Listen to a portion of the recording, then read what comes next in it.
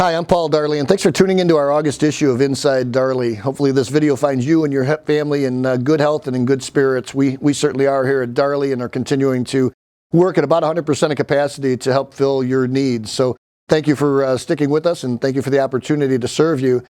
As we look at this pandemic, we as a business feel that it's probably going to be more stretched out than what we had originally anticipated. Our first article actually is a healthcare executive poll that talks about, 84% of these healthcare executives are expecting another pandemic within the next 10 years. And it's going to be a longer time till we get back to normal, if we are ever back to a normal. And the impact on that is very far reaching. Just initially looking at trade shows, we attend about 100 or exhibit at about 120 trade shows a year, if you can imagine. And yet here, we're even starting to question, is FDIC going to happen in April of 2021 or Intershits in June of 2021?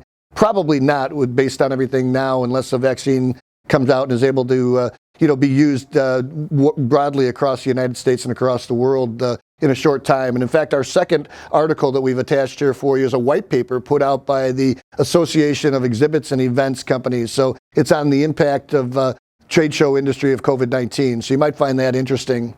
Third article that we've actually attached for you here is a McKinsey article that talks about how companies are changing and moving to this digitization rather than trade shows, and how they're spending their marketing dollars. And we as a business have really pivoted into a lot of webinars. We had a great one last week on HAAS Alert. We've got one on August 6th on health and wellness from the fire service. We've got a number of these planned on our new fire blanket and other things coming up.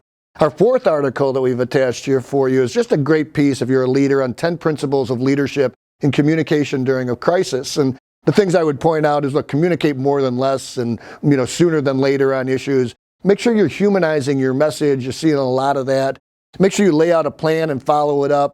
Then lastly, use these crises as an opportunity to share and expose your values and your purpose as a business and as an individual. And along those lines, our company is a small business with under 500 employees. We're clearly eligible for substantial PPP money under the Payroll Protection Program. And when we as a business decided to give that money back to the government, we just didn't, we were guided by Grandmother Darley, who always said, if you don't want it on the front page of the Chicago Tribune, then don't do it. So we know that the fire service and our military customers' budgets are going to be in tough shape in the later part of 2020, 21, and 22. But just in good conscience, we couldn't accept that. So we're pressing that message on to our employees to continue to look for ways that we can continue to be good citizens. The other articles we've attached here, the Western Fire Chiefs had a great economic outlook.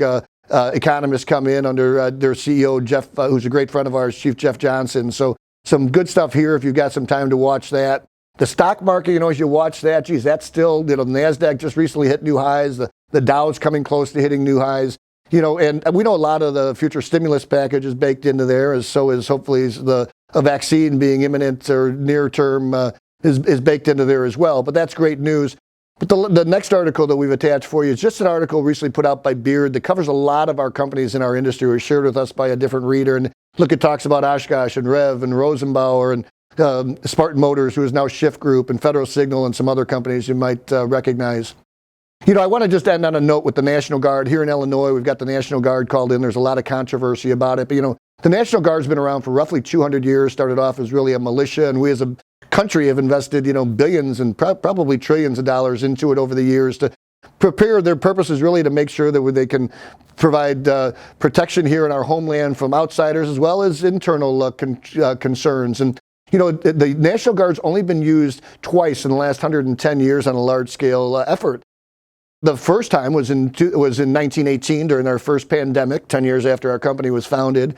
And the second time was in 1968 when Martin Luther King died, to handle some of the civil unrest that was taking place. And now we have both of those events taking place. So as well as we're up to all of the heated emotions relative to our election, pending election, and all the rest. So thanks for tuning into this issue of Inside Darley. If there's anything we can be doing to support you, we hope you'll reach out to us.